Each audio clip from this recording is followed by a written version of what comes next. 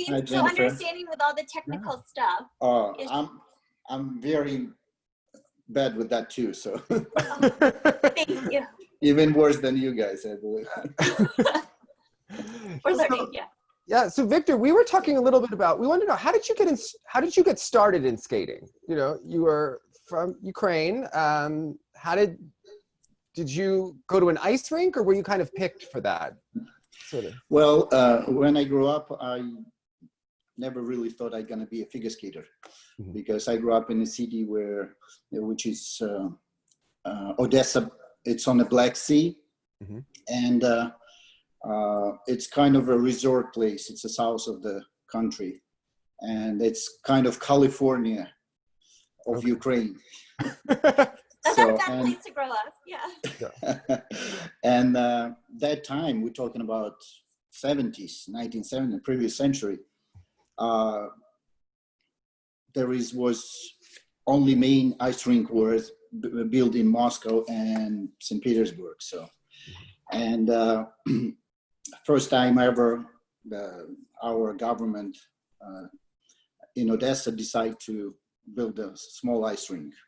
But when I grew up, I like soccer. As you know, it's the favorite sport all Europeans boys to grow up when we grow up. So I want to be a soccer player.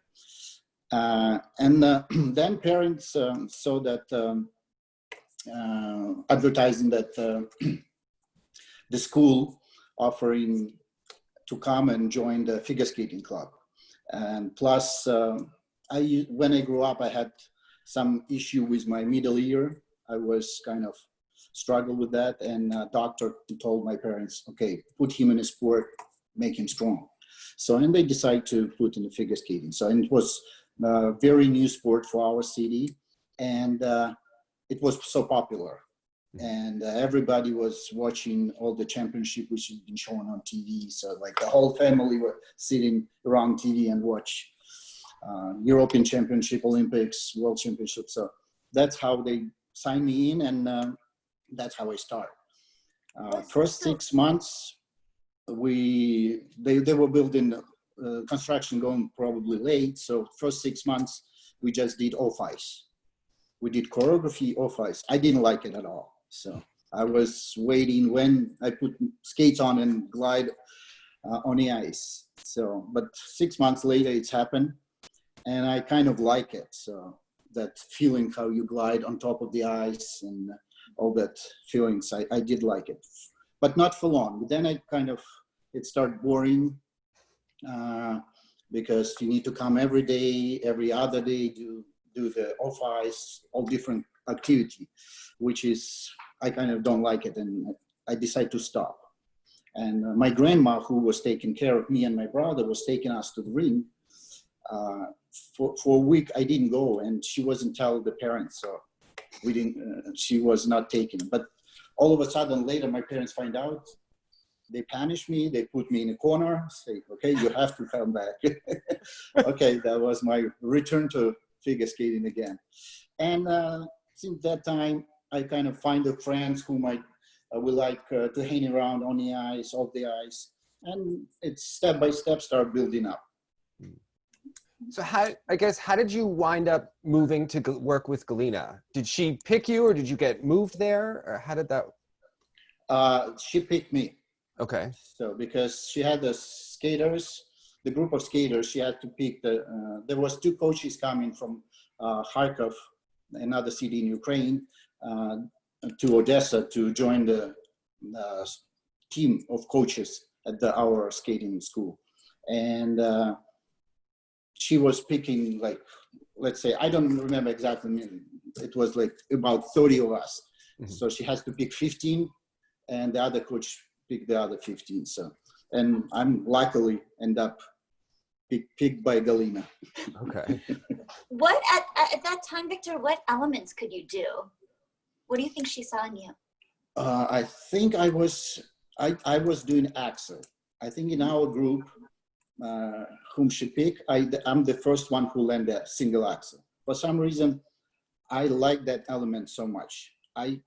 From the early age, I learned how to do that skate. I was turning on the left and rotate 1.5 revolutions. So, and I just catch it somehow. I don't know. It's just naturally feeling. It was a good jump to light. Yeah. Yeah. All of a sudden, yeah. Now, someone in Simsbury was telling me that your brother was considered the talent between the two of you. Is that true? I think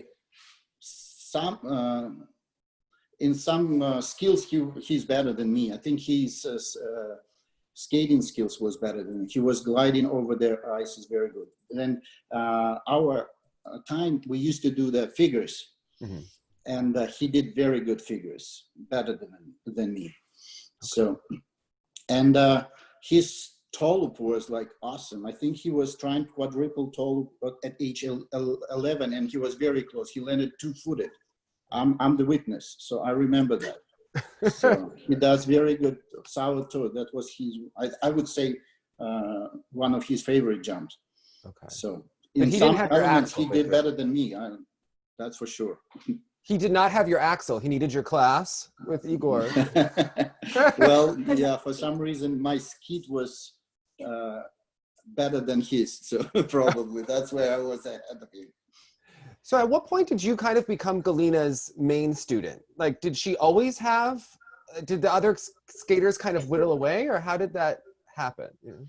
Oh, it was a group, as I mentioned, so it was a group, let's say 15, 20 of us. So then it started narrowing with the time, and some of them quit skating, so some of them continue, and just for those who can go through all that training process, all that system, so still functioning. So it was like end up like maybe 5, 6 of us. So I wasn't alone. I wasn't by myself. So, but I think that was very helpful to have a group of skaters top level, which was pushing so much. Our practice every day became a mini competition in the group. So, and that I would like to use the opportunity and say thank you to all my skating friends whom I trained with, because they were pushing me so much. And for example, you come to the practice and the youngest one go on the ice and do, for example, triple lutz. And it's all happening, let's say Zamboni comes out. So we come on the ice. The coaches is on the way. So we're a few minutes earlier, and we have the youngest one run on the ice, turn around, do triple lutz, and like point at who's gonna repeat what I did.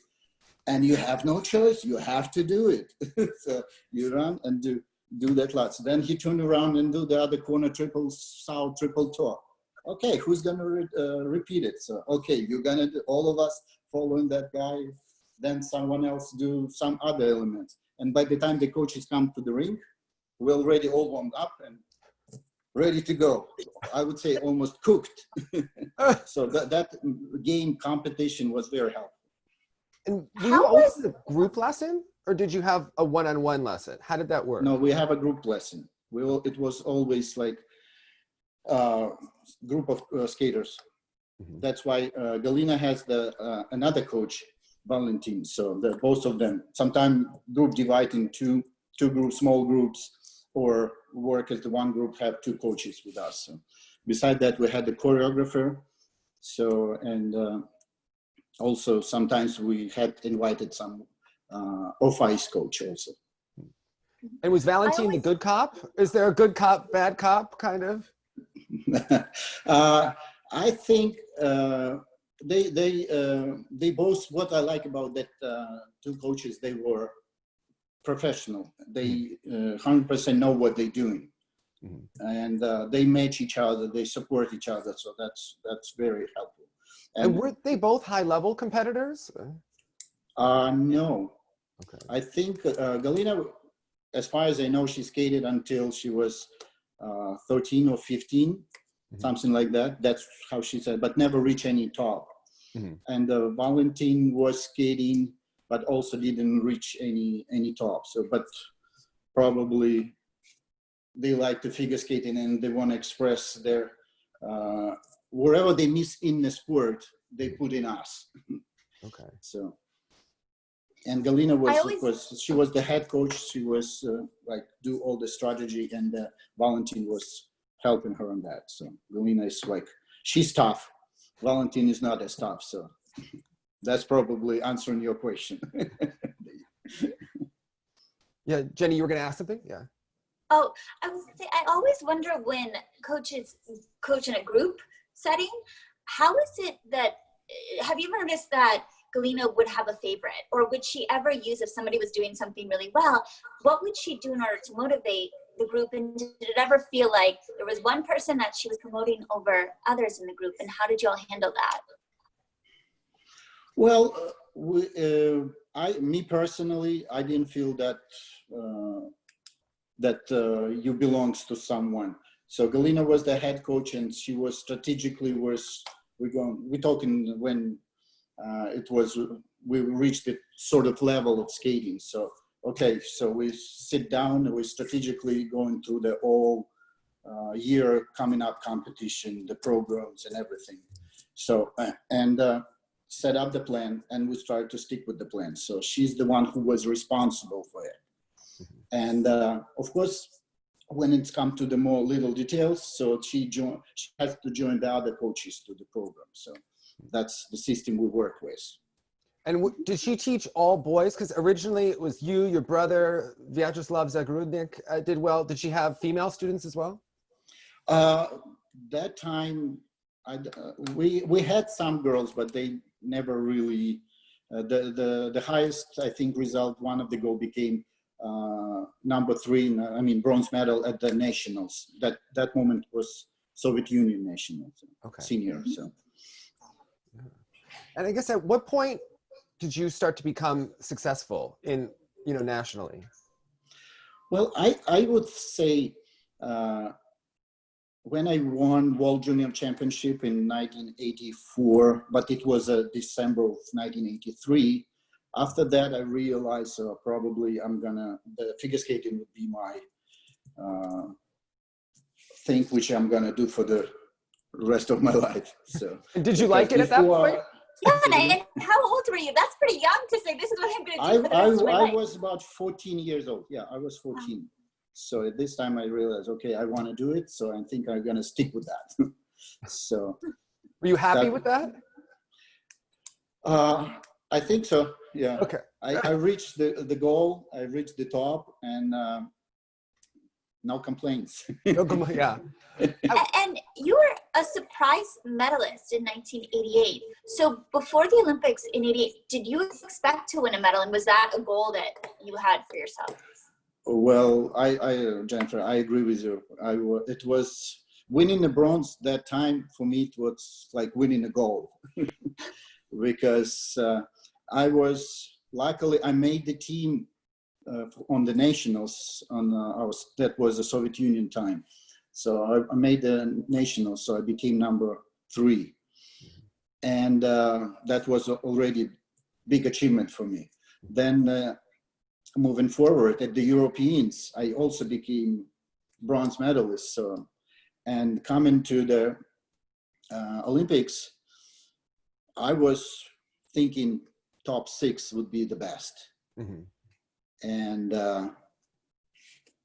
it's end up me being with the bronze medal, feeling like winning the gold. And it was one of my best competition, I think, because overall, looking back, the season wasn't as good as I expect. So I had competition, and I did skate Canada. I did some other competition, I remember, and I couldn't put together. Either I do short or I do long. So I cannot put 2 programs together.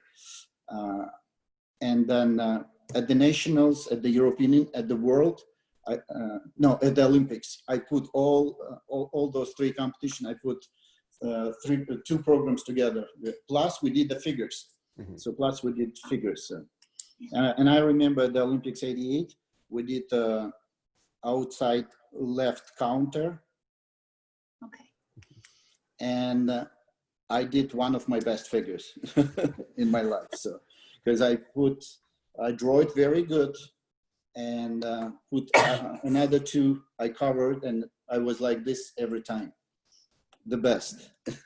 I get the highest mark in the figures I ever got. It was 3.940. So that's it's a high marks for the figures. What were good marks for figures?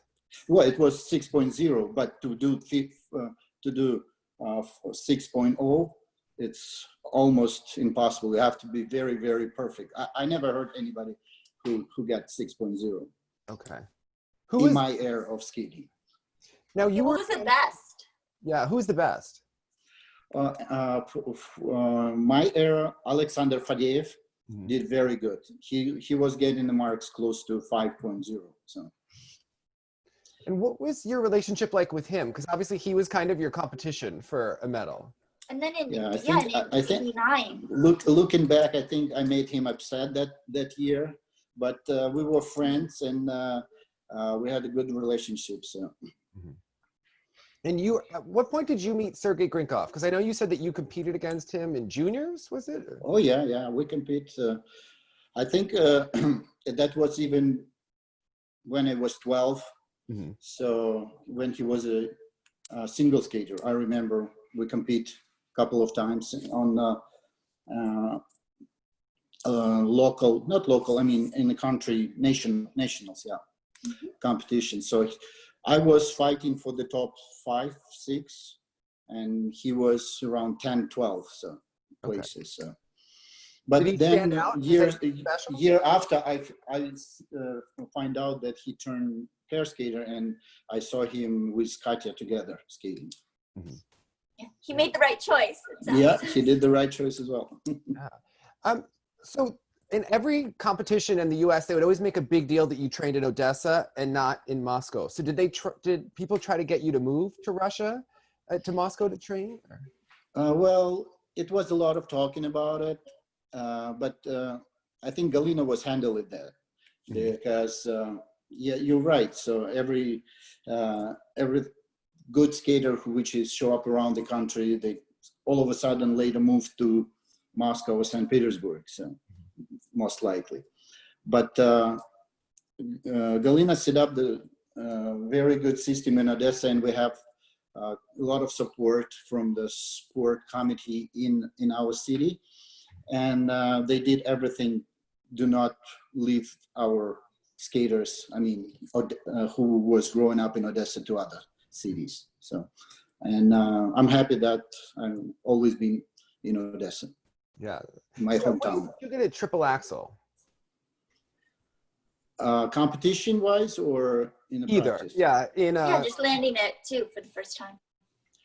I don't remember when I landed first time in the practice, but I remember when I first time landed in the competition. It was happened in there was a competition in which is called Moscow News, which is now, I would say, it's Cup of Russia compared to present time. And I landed it in the practices, but it was inconsistent. But then I did good short, and I decided, okay, why don't I give a shot and try? So, and I went for it, and I landed. It wasn't clean; it was 2-footed, but I completed and I landed. So I was so happy. It's my first time. What year was that? I think it was 1985-ish. Okay, so right after. Yeah, I think 85. It was after when I won World Junior Championship. It's like next year, something like that. I guess at what age did you know that you could make the Olympics? Say it again? At what age did you think that making the Olympics was possible? You know, that you were... I made it when I was 18, first time. Yeah. Not even, I mean, 17 and a half. So I think that was I think I was one of the youngest, I guess, for that moment. Were you old enough to be nervous at that point for the Olympics?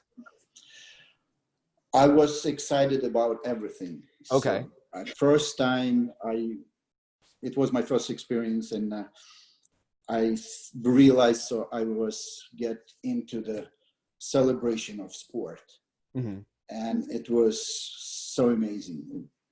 I couldn't forget those feelings. Probably it's most memorable, I would even say, because I've seen the other sports representative whom I see only on TV. Now we sit in a dining area and we having dinner or lunch together, like a hockey players whom I just, God, they were my idols to see them playing. And now they sit next to me and asking, okay, Victor, how are you doing? How was your practice today? I said, it was good. Yeah. I was nervous. I was speechless. I couldn't. And so I enjoyed every moment of it. And plus, that atmosphere, it's amazing. It's not like you're going to the European and the world. It's just above it. I couldn't even express the feeling what I had at that time. Because my other Olympics, I kind of know what to expect, and I was a little more calm. But the first one was like, whoa. What was it like, Victor, after the Olympics? Because did you find that you came down after that event? And then in the 89 season, you struggled a bit in terms of consistency and results. Was that because of your injury, or was it just because of the pressure after medaling at the Olympics? Yeah, 99 wasn't my best season because I was off the skating for at least 3 months, struggling with the injury. And I tried to came back, and I feel better, and I really start getting back in shape and be able to practice normally. It was end of January, February, and World Championship was, so I didn't perform at the European Championship. I skipped the nationals. I couldn't skate because of the injury. And I had maybe like less than, I would say 4 to 6 weeks to get ready for the Worlds. And being away 3 months, so it's very tough. So, and I tried it, and I think on the practices, I reached kind of a level that I can do it. But right, if I would be at least one competition, not that important at the World Championship, I think I would be able to. I just needed one competition before the World, but I had no opportunity for it. So I went right away. I took a shot, so it didn't work, but it's experience. So you learn out of it, and it helps you for later. That's how I'm taking it. So, would you get very upset? No, it's I kind of expect it, because you know you're not in the top of your shape, so but you're trying your best. And it just, after that, I was hoping like, please no more injuries, because I know just back to normal practice. What were your impressions of your competitors? Because I feel like Christopher Bowman and Kurt Browning have very different kind of personalities than you. They kind of go out there and you don't know if Kurt's going to do 3 triple triples or what he's kind of capable of, and you seem more structured and set with your program. Well, I'm glad that I have competitors like Kurt Browning, Christopher Bowman, Brian Boitano, Brian Orser. So I compete different skaters and many others. We all represent different way of skating. So let's say Kurt is one of my favorite skaters, because I never can do elements. I cannot move my foot on the ice as fast as he is. I never do, because I'm doing different style of skating. I like power, I like the speed, I like the lines, and all that covering the ice rink. So all the elements I like when it's done with the high speed and as high as possible. So let's put that way. So Christopher Bowman, he was the showman. I've learned so much from him, how to present yourself, and so how to play with the audience. So I was like a sponge, see how they skate, and I took from them the best and interpreted it and showed my way. So that's how I look at them. So, and competing with them, being in the show for so many years with them, I've learned so much. And again, I'm thanks to them. So we wanted to ask about your show numbers, because you're kind of a quieter guy and serious, but when you're in the shows, Victor, you're like, yeah, you got this shimmy in. You're gonna go right up to the audience members. Yeah. Dance to them. Well, I don't really have a clear answer to that. Why is that? But probably when I step on the ice, I kind of open up. So everything what I do coming from inside. And in regular life, I'm calm, quiet, but ISIS makes me like express my feeling, express my ideas, how I see, let's say, this music, how I interpret this character. And I do like that, and it helps me to express myself. So, and was that something that was taught to you, or was it inherent? So even when you were a kid and you would get on the ice in your first program, did you have that Viktor pizzazz to it, or was it something that Galina really cultivated? I think it's first of all, as I mentioned earlier, the choreographer. We had a choreographer who worked with us, so we spent a lot of time in doing a ballet class, which is honestly, it wasn't my favorite, but it was the mandatory things to do. So it was the part of the skating education, skating system process. So plus building a program. So we have choreographer which is the lady. She was originally from she was off the skating world. She was from the ballet theater world, because we have quite famous Odessa theater, opera theater, and they have a ballet group very famous in our city, in Ukraine also. She was originally from that group. So, and that's what good, because she explains you how to express your feelings. So she likes to say, I want to see you. If I try to translate exactly what she say, every move you do with the salt and pepper. So it has to have spices in your move. So, and I remember she was like, I want to see salt and pepper, spices, more spices. So more, add more. So, and she teaches us how to pull out and express more and more.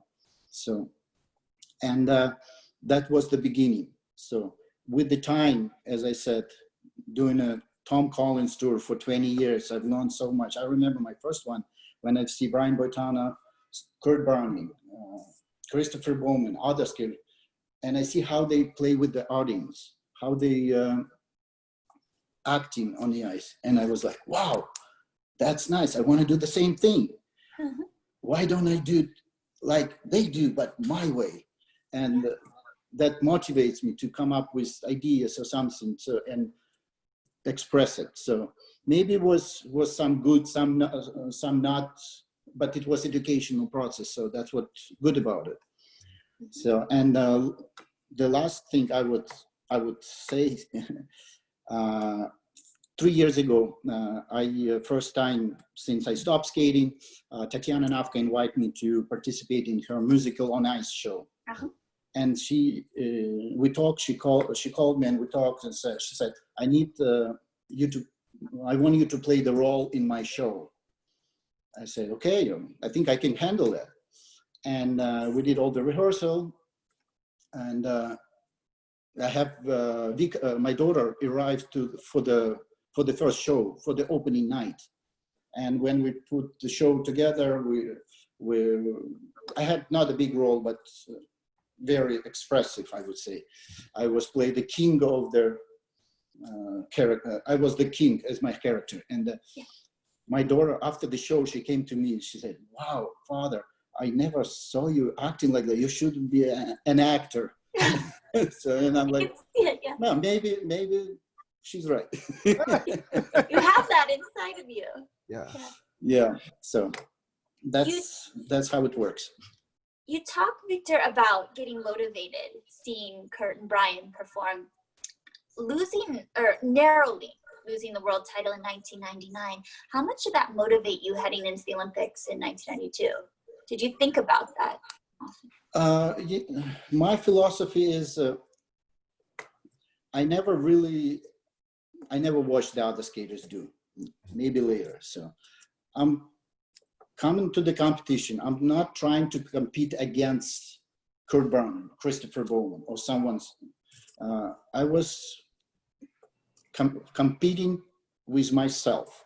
So I was motivating myself. Okay, you do your best, what you can do. Don't try to jump over your head. Just you can do that. Do it as best as you can, and let the judges decide. So that's why I never feel, oh, I should be better. I did better. Should be first and he should be second, or other way around. It's a judge's decision. So, and looking back, let's say if you look at the videos now, I would say, okay, I could have done this is better. If I would do that and that, yeah, then we can talk. But for that time, so it's up to the judge's decision. So the only jump you kind of had a iffy landing on in 91 was the triple loop. So I learned that you hated this jump. So talk to us about the triple loop, Viktor. Well, I was lucky I stood up in 91 on that jump. Okay. I was lucky. So that was a good one. Because Yeah. I was like this in the air. So, yeah, that was quite a good competition for me. But I wouldn't say that it wasn't my favorite. I mean, when my top jump was triple loop, I did triple saw, triple toe loop, and triple loop. I love it so much. But then, couple times I fell. You know, when you you cross slip your off legs, edge. you're getting ready, then you slip from the edge and following your hip, and it's painful. I did that couple times, and after that, I started feeling like, be careful, and that's probably, it stays in my head, and it's became my unfavorite jump. So, but right now, as the coach, I see what I did wrong. If I would be a coach to myself now, I would be corrected, and I think I would be fixed. What would you say to a young Viktor now as a coach? You mean technique-wise, or? Yeah, you were coaching yourself. Depends which element we're talking about. But I see myself, I would correct. I found a few corrections which I would be making right now. So for that time, I can, because I don't know. I didn't know much about it. So with all my experience right now, I would be making a couple of mistakes, fixing a couple of mistakes, so, which is, I believe, would be making me a little more consistent.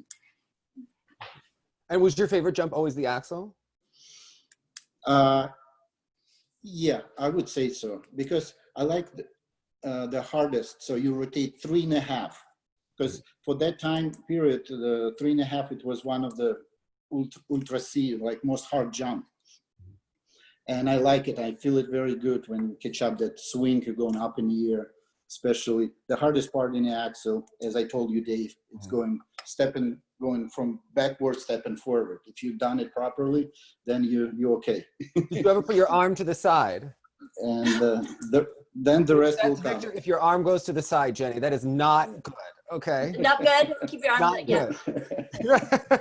So, and looking right now on the technique, what's happening with top skaters now, and I've seen the difference and which way it goes. It's interesting. How do you feel about the technique that spins more than jumps up? Because and spins it on the takeoff. So even on like the pick of a left or a flip, you're using your toe to start the rotation a lot. Well, depends on which jump. I don't think if you do a lot of skid and turn almost backward on the axle, it's not a good idea. So it's very cheating. So for the other jumps, there is the moment which is you do have a turn a little bit, so which is allowed by the rules. It's not against the rules, so that's fine.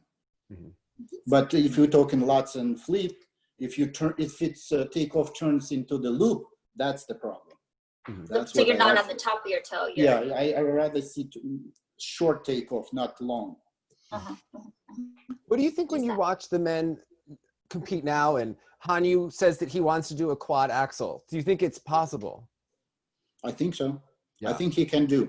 He has very good technique of axle. He has, he can get the height enough, and he have a skills for quick rotation. So I think he can do it. And do you think we he might needs see it from him. So not every axle can be quad. So, but with his elevation up, I like it. His technique is very good for the axle. I love it so much. So, do you think, Viktor, that he needs it if he's going to win another? If I would be 18, right now, I would go for it because it's interesting. You're challenging yourself. Mhm. So you've learned many things. So you've learned that, you learn, and then, okay, if you stop, this is it. You stop growing. But if you stop growing as the skater, why are you competing then? Mhm. So you want to grow more. You want to do something what no other skater do. And that makes you excited. That's adrenaline, pump it up. So, and you understand that dangerous, you can get injured, but you still, I mean, if I would go for it no matter what. Okay. Maybe that's what sometimes, that's why I was getting injuries, because I was pushing with myself over the limit. So I should have stayed not enough. No, I'm gonna try. I'm doing, get injured, but it's okay. I tried. Later, you can tell to yourself, sitting back and like me right now, years after, I tried I tried it. I did my best. I went for it. If it's happened or not, that's another question. Did you go for the quad toe like that? Yeah. Yeah, I was doing it, but I did on the practices. I never put in a competition because I don't feel it's like ready for it. But on the practices, I did it, and quad toe I work and quad sow. And I remember one practice, Champions on Ice. I remember it was Cleveland. Before the show, I put those two quads in the practice before the show. So I learned quad toe, and then I tried, oh, why don't I try Sauco? I did a couple triples and then quad sow, boom, and I stood up. I was like, whoa! So I remember, and I remember the city, Cleveland. Yeah, what year was that? That was 91. That was 1991. Mm-hmm. Tom Collins tour, 91. Yeah. So I have a question. They would always talk about your stamina on TV, and that the Russians would train their long programs different than Americans would train, where they do maybe one program or back-to-back long programs. How would you train your long program? Well, we had a system. So first you put your program together, then you go through the program only with the jump, then you add in more and more spins, footwork, transition. So, and I did have sometimes issue with that, because as I mentioned earlier, my philosophy, I want to go through the same speed through the whole program. So, and during the program, I always try when it's built, and thanks to Galina, I agree with her on that. So every move you do, it's going right move after another, choreography move. So there is no like empty spots. So you start your choreography, you're telling the story through the whole program. You cannot tell a few words, then forget, relax, then continue telling the story. So that's not easy. It's quite difficult, and sometimes it's maybe I did more than I can handle it. So, but I learn from it and try to be stronger and stronger each time.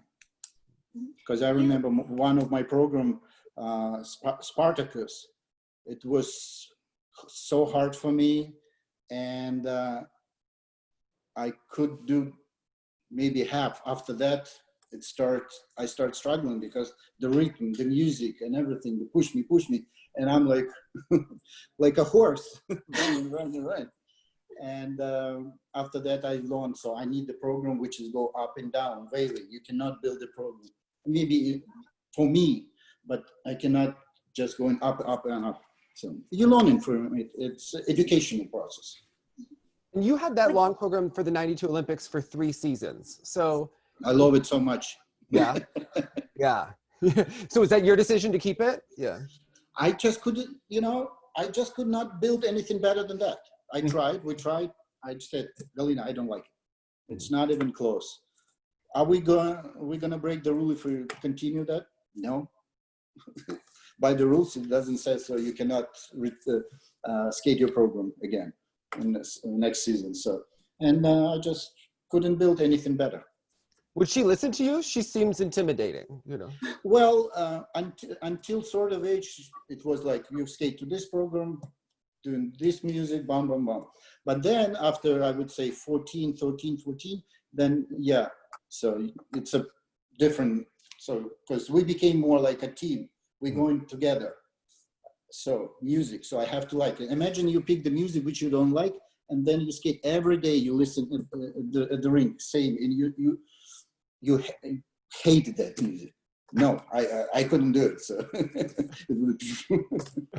so that's why, yeah, we sit together, we decide, we hire a choreographer, invite the choreographer. Okay, what an idea. So what you offer, what you can, you wanted to skate, and she will explain why not, or this is a good idea. So why not? Because, well, it's only recognizable for sort of area, but it's, you need to cover like the whole world. So you need to pick something which is recognizable around the world. So it was like a real teamwork. Mhm. Mhm. So when you were actually at the Olympics, Kurt Browning had a back injury that year, and really the focus was on you to win. You know, how different was that? Well, honestly, I didn't know that he has the back injury because I was struggling with my issues, because it sounds funny, but I couldn't find the right equipment for 3 months. I broke 3 or 4 pair of boots, and I couldn't figure out why. So it was not strong enough. I tried different brands. And then all of a sudden, 3 months after, I find a pair of boots which is good and comfortable. And I was kind of running behind also with the time. And, but all of a sudden it worked out for me. Mhm. What boot did finally work for you, Victor? It was Graf, Mhm. a Swiss brand, Graf. Yeah, I skated. Did they say you had So, one old boot and one new boot on or something? yeah, I picked from 2 different pairs. Okay. So because it was some unleveled, so kind of curved, and yeah, it sounds fun. Right now, probably it will be fixed easier, but that time we struggle with that. So How much did unfortunately, that affect your confidence heading into the Olympics?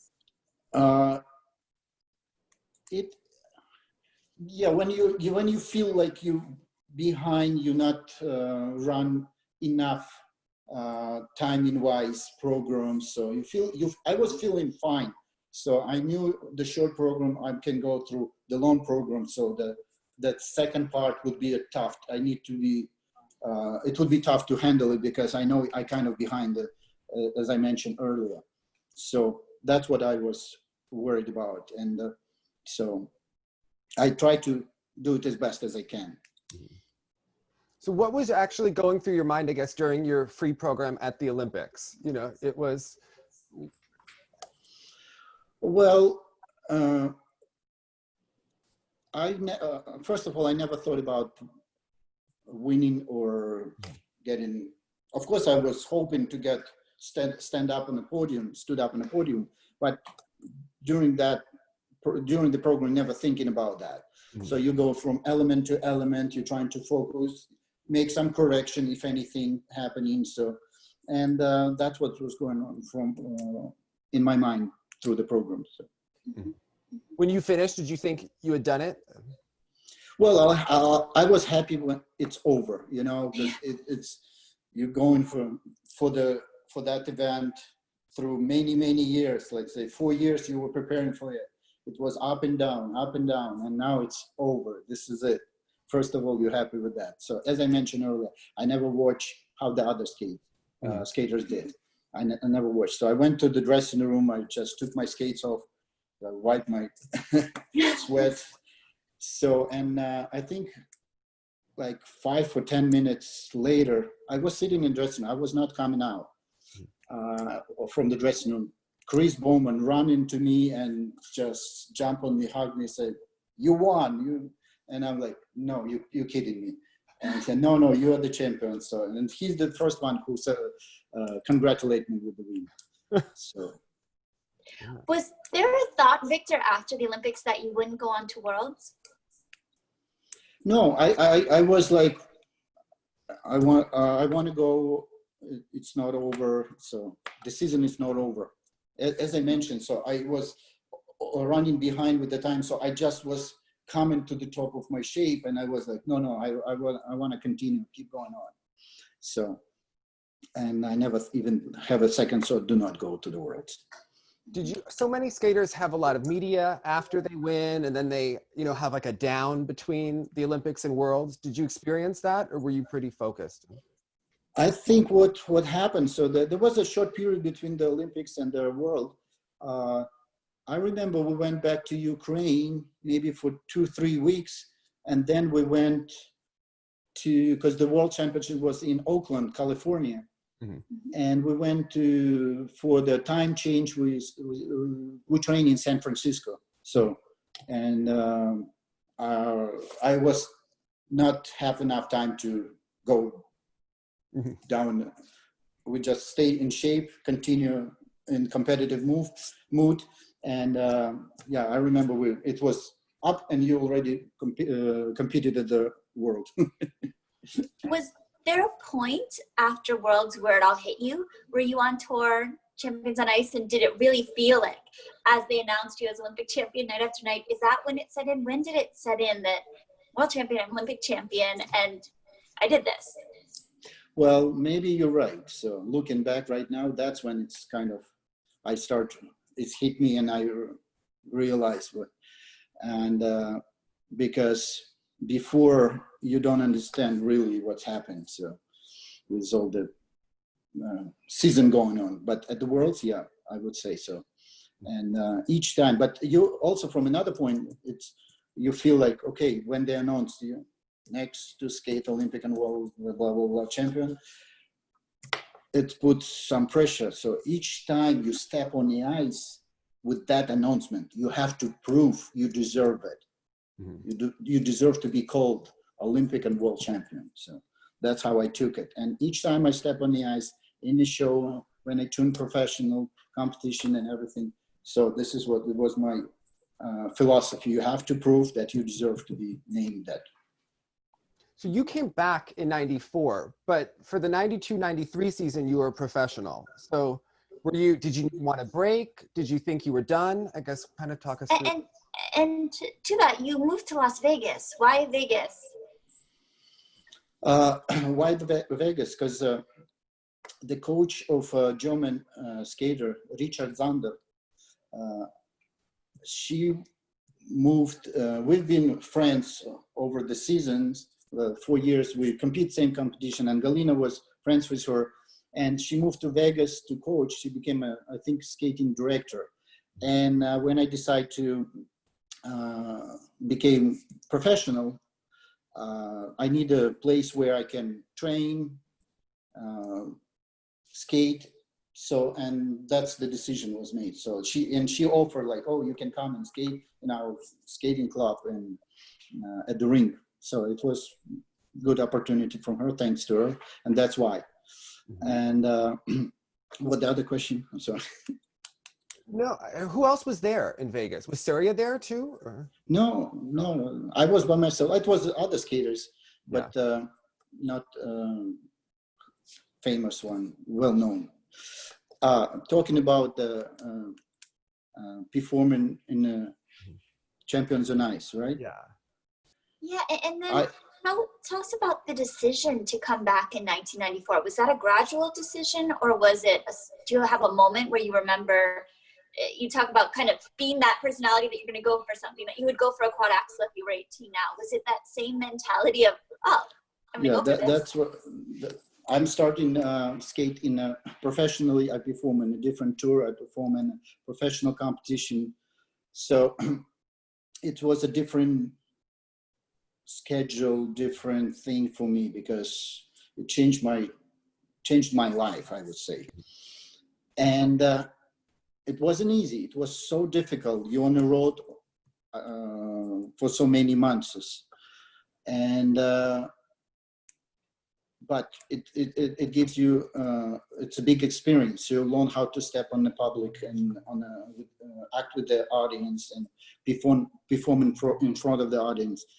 And I remember I've been watching a world championship, and Kurt won that time with a beautiful program, Casablanca. And I realized, okay, he's still uncompetitive. So, and I was like feeling, I haven't said the final word in the figure skating, amateur figure skate. I want to come back. And after when ICU announced they let the professional come back, I didn't have any second thought. I said, I'm coming. I came to Tom Collins and I asked his advice. I said, Tom, what do you think? He said, yeah, you should go because I see you can do it. You're in a good shape. Just do it. So, and I told him, thanks, Tom, because I feel that way. I just want your advice as a professional. And he's the one of them who motivate me to move, to go back to amateur skating. So, and I'm happy I did it. As I said earlier, if I wouldn't do it, I would sit right now and say, oh, it was a big mistake not trying. So now I'm happy I tried. What's happened, everything what's happened, I still happy what, it gives me a lot of experience in my life. And at what point did you meet Oksana Bayul? I met her, I've heard about her from Galina. She brought that because when I started do professional, she went back to Ukraine and she was traveling back and forth, sometimes visiting me for competition, which we did in the United States. And one of her trip, she came and told me the story about Oksana, saying, okay, there is a girl, very talented girl from Dnipropetrovsk, a part of Ukraine. So, and her parents passed away. Her stepfather is taking care of her. And, but she's so talented, she has nothing. And I said, how can we help her if she's talented? So she said, oh, she has no blades, she has no costume to perform with. So because she, from her side, I heard that she's want to help her. And I said, Galina, I'll support you as much as you can. So I bought blades, all the equipment she need, pay for the outfit. So give her some money, like a per diem money, she have something to live on. So that's what happened. Then when I decided to come back, reinstate, I remember we went to Dnipropetrovsk, that city where she originally from, and we practiced there. And that's, as of right now, that's the first time I remember I've seen her, I guess. So I might be wrong, but that's what I remember. And we start training in the same group. Again, we have a group of skaters, so we skate in the same group. What was it like training with her? Yeah.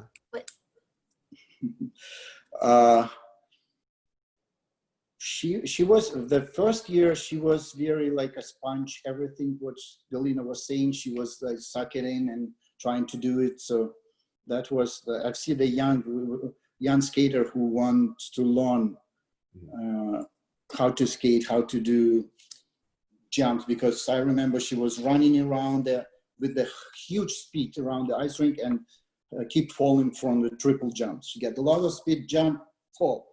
And that's what was happening all the time. So, and Galina started building up, so how to do it proper, speed, technique, takeoff, landing, so adjust everything. So that's what I remember. When she won so quickly? That was a surprise. That was a surprise for all of them, for Galina and for everyone, I think. So, but she had the skills, she got that stamina, and it worked. So, but talking second year of training, it started going up and down, because I see that some of the practice was like she wasn't as pay attention as she used to. So, but, and had Galina pushing her. Because of the Galina, I think her toughness, she turned her into the right direction for that time. So if Galina wouldn't be tough reserve, I don't think we will ever hear the Oksana Bayul name. That's my opinion. Yeah, it's interesting. So talk us through going back to the Olympics in 1994. And I know you struggled in the short program. So talk us through that skate and then how you were able to get, back on track for that free skate. Well, answering that question, I was asking that question to myself and couldn't answer for a while until it sits in my head. Now I find and I know what's happened. So that, in general, that was a good year for me. Because from the beginning, I start Skate America. I won Skate America. I did competition in Germany. I won there. So I won nationals. So I won Europeans. So everything, and every time I skate good. Maybe a little mistakes, but in general, I was putting very strong, good skating. So and it was building up from competition to competition. So and coming to Olympics, I felt very strong. So. And the practice in the morning went well before the short program. Then warm-up went well. And what happened, because I remember I was 6 in the warm-up. I was the last one to skate the short program. Coming out, so usually, Jennifer, I'm sure you know, you have your way of coming out. So let's say you're number 6, so you have approximately half an hour. So you leave the warm-up, take off your skates, do some warm-up, listen music, wherever you have your. Then 2 numbers before, you put your skates on, coming out. And I have the same thing, doing my timing. I call it timing. So wait, check my, mentally check my elements, go through, come down.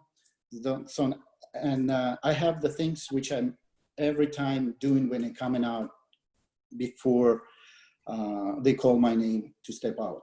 I coming out and check myself with the light. I need to adjust my eyes with the light because it's usually so bright. Yeah. Then I'm looking at the faces. I need to see the faces. So that's focusing. So that means I'm coming. If I don't see faces, it's a bad sign. So then I do like 10 seat squats. Then I jump, check the landing, so position. So then I have Galina tells me some corrections. So I'm digesting it. And this is my way of coming out. Come step by step. Now everything goes schedule-wise. Then all of a sudden I hear Valentin running to me saying, "Go quick." I said, "What's happened?" The skaters in front of me, who was from Estonia, and his blades fell off during his performance. So he did maybe one big, like 30-40 seconds, and for some reason his blades fell off. That I find out later. So his blades, the screws fell on the ice. So he picked up that. They told him, "Okay, you can leave there. Try to fix it and come back, skate again later." After me, I believe. I don't even remember what exactly was the judge said to the guy. So, and all my timing is broke. So I'm running to I remember I run into the board and I hear, "Next to skate represent Ukraine, Viktor Petrenko." They already announced my name. And I'm like, okay, Galina said, "Calm down, check." That time we had 2 minutes since they call your name out. You have 2 minutes. Go check if there is anything where you jump, any like a screws or something on the ice, so you're not running into that. I was going there, check it out, everything okay. And I feel like I couldn't focus in what is gonna work. And the coaches tried to calm me down. I did as much as I can, and I was like, timing, okay, how much time do I have? All that. If it would be just a plain competition, probably I took it like, okay, where else happened? And it will help. I should probably take it that way, but I was like nervous, timing. Okay, what's happened? Screws on the ice, time. And I see the whole audience waiting for me, judges. And I feel like I have to start because they wait. Everything, that's what was running through my head. And so I think that's what disturbed me so much, the timing. Which if I would continue go through all my steps of preparation to the coming out on AIs, I would be okay, because I felt good. I felt very strong, and the season overall was good. And end up on a high note. Next day we came to the practice. I remember we skated, myself, Brian Boitana, Kurt Browning, and we skated. We have a day off, but we have a practice. So. And we skate, and I see Kurt going and doing his triple axel. Brian goes to his triple axel, triple toe, and I'm going triple axel, triple toe as well, like this. And we come to each other. That's what we missed yesterday. So easy now, yeah. Yeah, that's a funny one, yeah.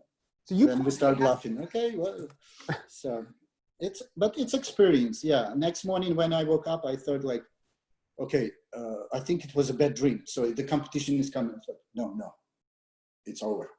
It was a real. Now you had probably one of the best long programs in the event. Did you feel satisfied with coming back afterwards? Were you frustrated? Did you think about going to Worlds?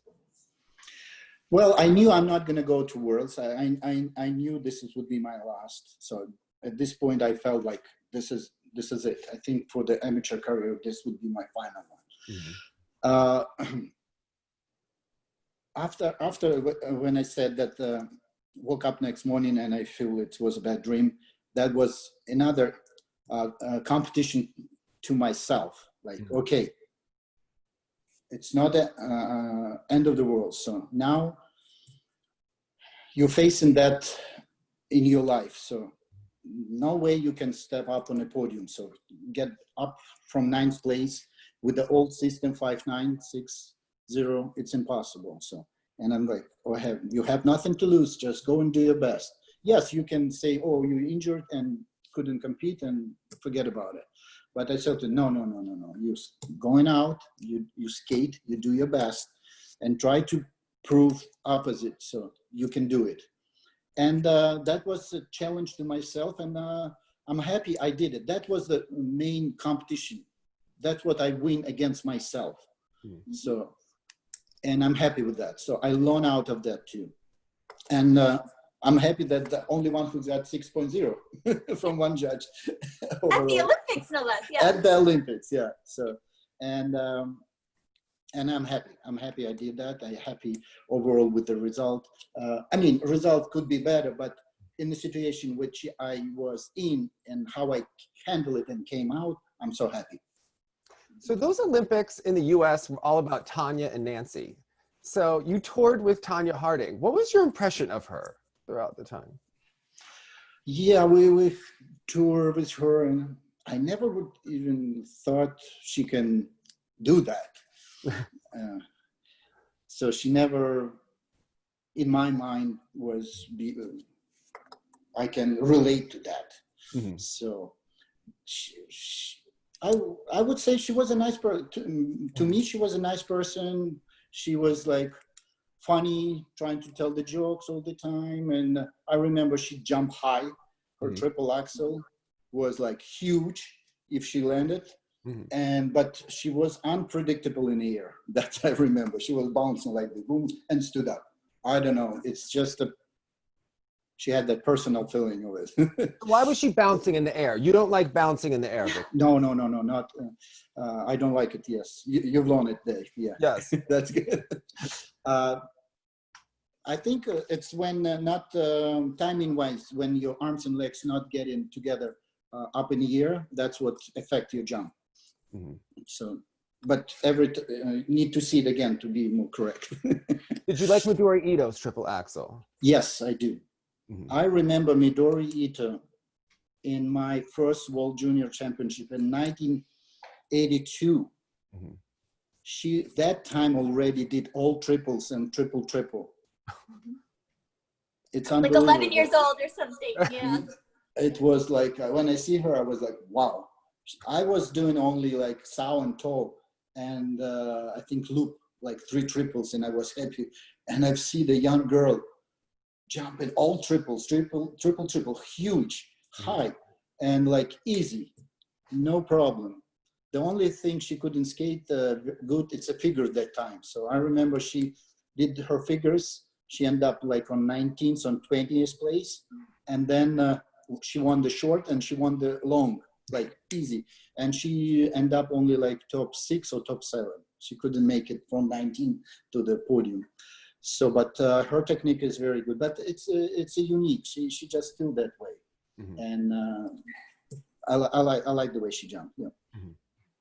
Now, at those events, Oksana had an injury. She collided with Tanya Shevchenko in the practice. Mm-hmm. And oh, yeah. I forgot about that. Lots of drama. I guess, what was it like watching her compete? Yeah. So I remember that practice. Mm-hmm. So it was quite competitive because they all been on the same ice and preparing for their competition. And Tanya, the only one who jumped the other direction. So that's what happened. And they both going for the lots along the board, and nobody wants to let the other go. And they just, boom. Girls. That is true. And after winning that event, I mean, she was world champion, but because there was so much focus on Nancy and Tanya heading into the Olympics, and then because Nancy did skate so well, it's kind of a controversial win. How close were you and Oksana at that point? And did you talk to her after the event and give her any advice on how to handle that? You mean after the competition? Yeah. After when she won? Well, I think overall we were so happy she won.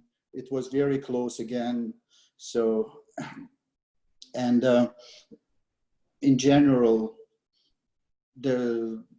usually Galina was talking to her. For me, at that time, I didn't feel like I can say something which can help her. So because the Galina, she's the coach, she's the one who handled her all the motivation and everything for Oksana. So I was like on the side looking for and helping. Okay, need new skates, need new costume, need. Helping with all the other pieces. Yeah. So, and in general, from my side, just when she turned professional, when she go to the tour, Champions and Ice Tour, so I already went through all that stages, so I know I can direct her right away what to do. So I think she had the options for that moment, Stars on Ice or Champions on Ice, and I was telling her, like, I'm with Champions on Ice for that moment. I was probably like 10 years or so. No, lying, 6 years. And so it's a nice tour. And Tom Collinson's very nice producer, promoter. So that was my advice.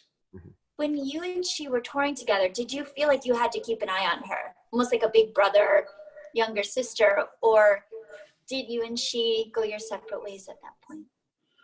Well, I did try first period of time, but I realized it's not going to work because she became very independent, and I realized teenager thing. She was 16, 17-ish, so I just let it go. I mean, I told her, like, be careful, because a lot of you might get spoiled, but stay away from that if you can. And you're on your own. If you want my advice, if you want my help, I'm here. But I see you want to do it on your own. So, but be careful. Do you still, like, do the two of you ever talk? Do you ever run into her? Because obviously you spent like a close period of your life together. I guess, what is your relationship like now? Well, no, I haven't seen her for a long time, and I don't think she's in a figure skating radar anymore. Yeah. And I hope she's happy what she's doing now, and I wish her all the best. So. Yeah. And And you were professional, Victor, during the heyday of professional skating. I mean, that is the time that you wanted to be a professional skater. So how did you manage that schedule? Because I watched you on TV every single Saturday, seemed, and just the traveling and all of the demands on your body. Was it fun, or did it feel like a job at that time? Well, turning professional, it's opened up a lot of other opportunities. Like you're not stick with the rules anymore.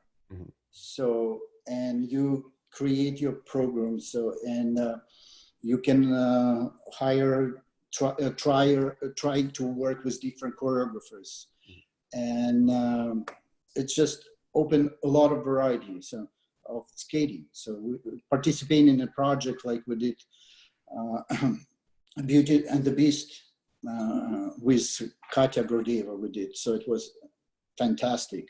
So continue touring with Tom Collins, participate in a competition, professional competition with Dick Button. So it was fun. It wasn't easy, but you create not two programs like before, short and long.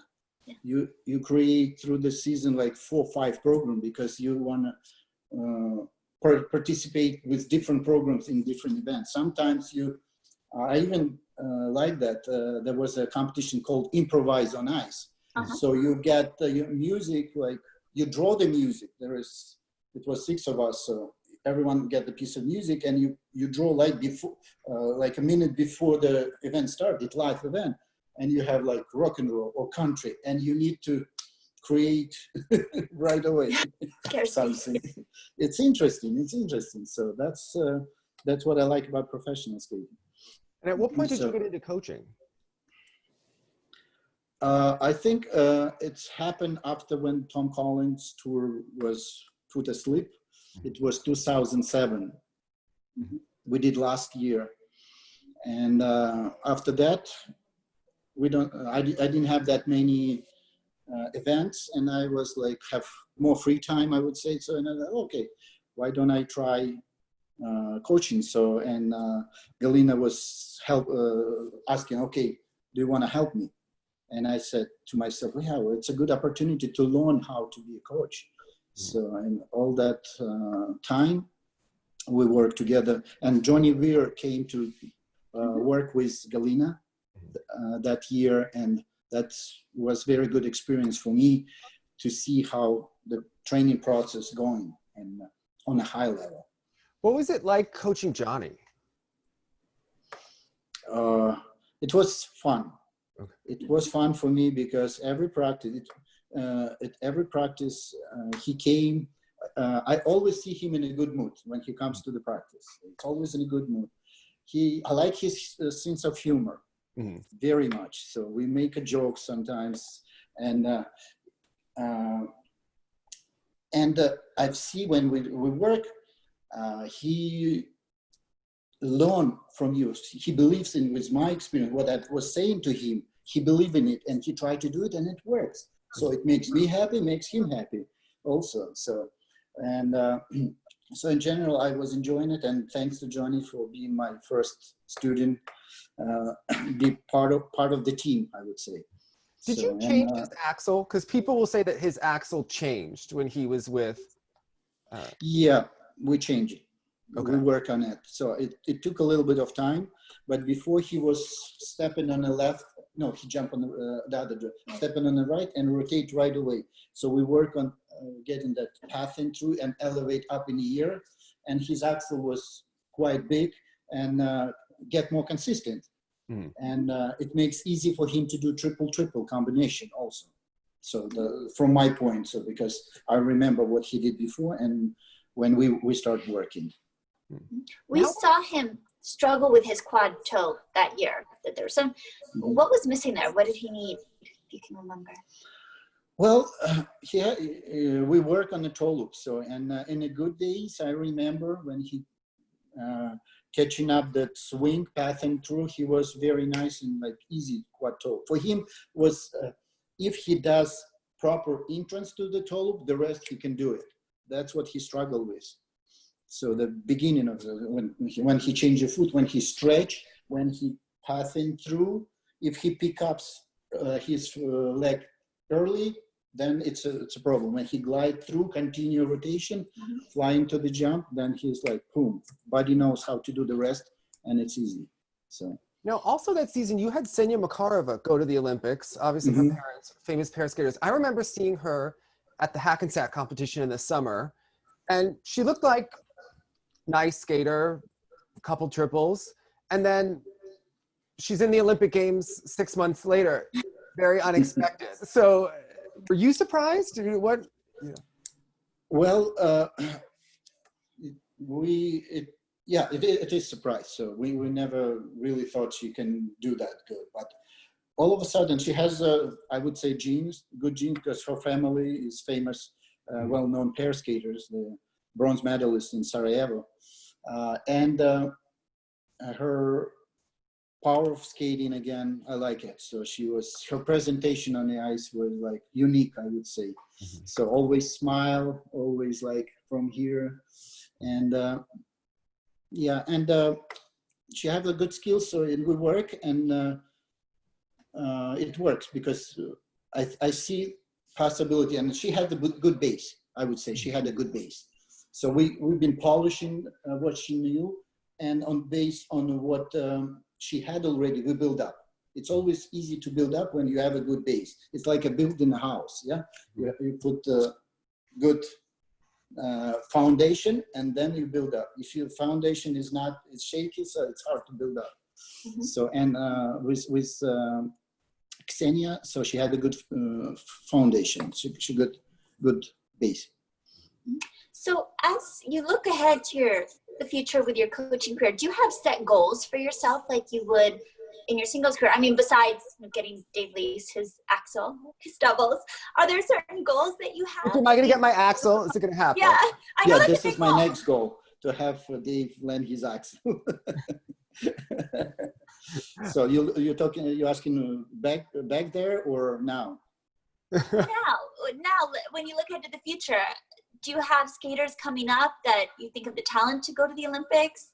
Is that something that, would you want to be known now in this point in your life as a top coach like a Galina?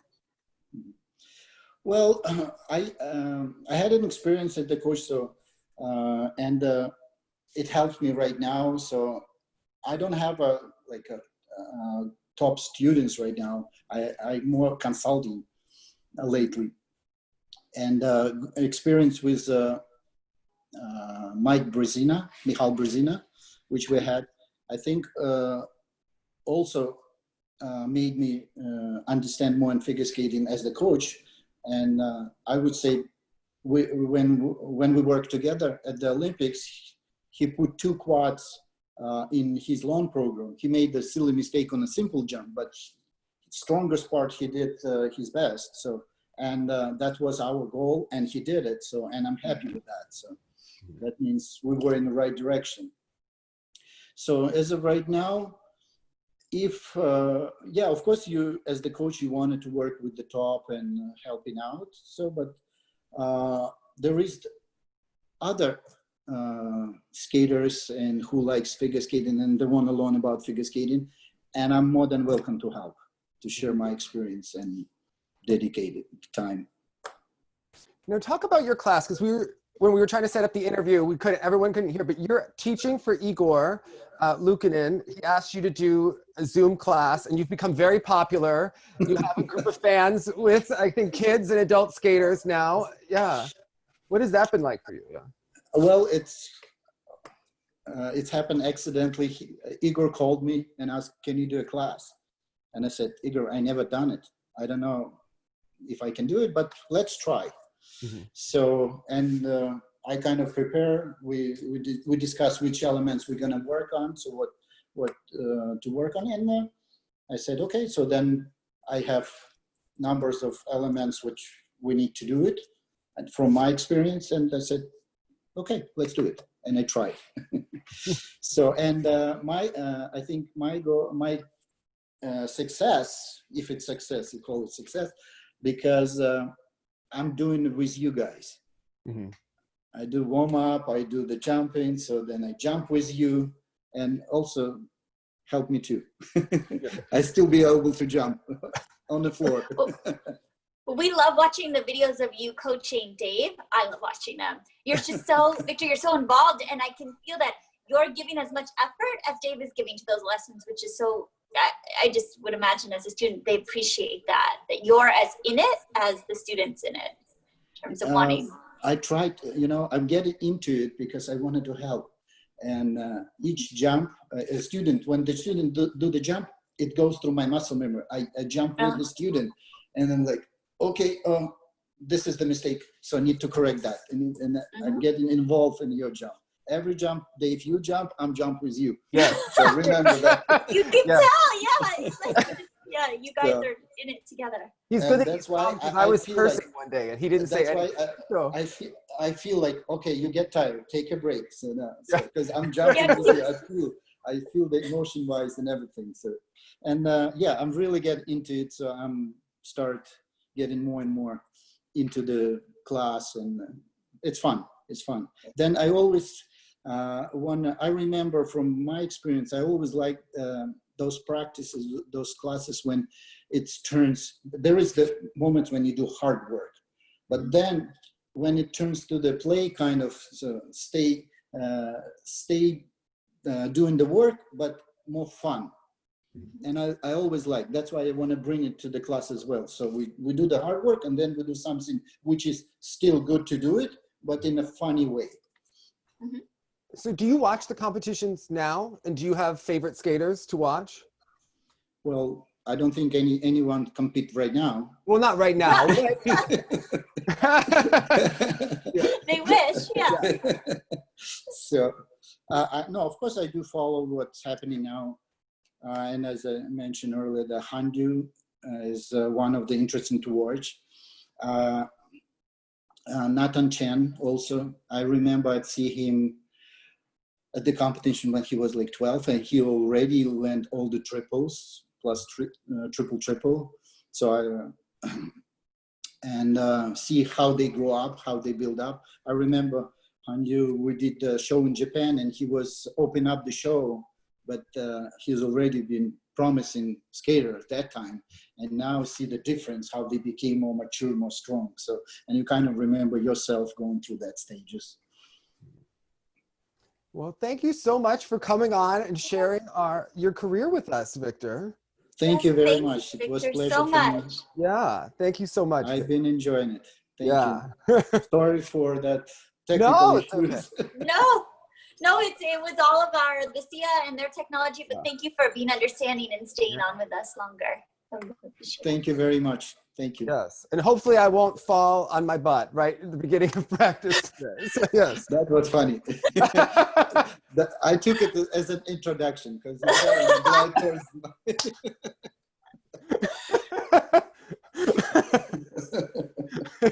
that was funny. Yeah. All right. I'll see you later, Victor. Thank you. See you later. Bye, guys. Enjoy your lesson later. Yeah. Thank you.